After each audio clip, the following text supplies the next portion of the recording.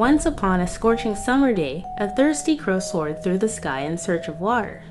The sun beat down mercilessly, and the crow's throat was parched.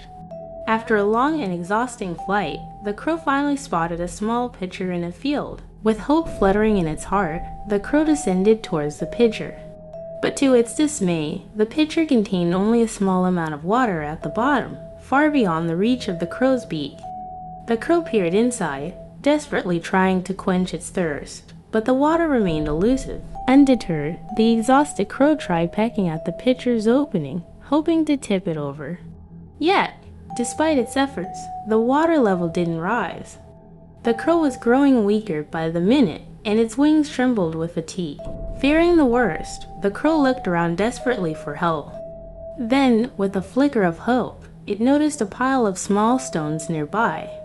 Summoning the last of its strength, the crow began picking up the stones and dropping them into the pitcher, hoping to raise the water level. But alas, the crow's efforts were in vain. As the crow dropped more and more stones into the pitcher, a strange thing happened. The stones began to absorb the water, sucking it up greedily until the pitcher was completely dry. Exhausted and defeated, the crow collapsed beside the empty pitcher.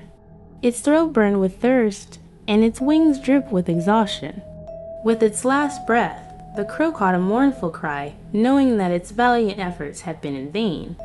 And so, the thirsty crow succumbed to its thirst, leaving behind a cautionary tale of the consequences of greed and desperation. The moral of the story: the solutions that work for others may not necessarily work for me. It's important to find my own path and approach challenges with my unique perspective.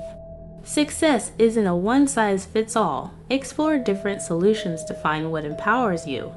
Respect another's journey, but chart your own course based on your strengths and needs.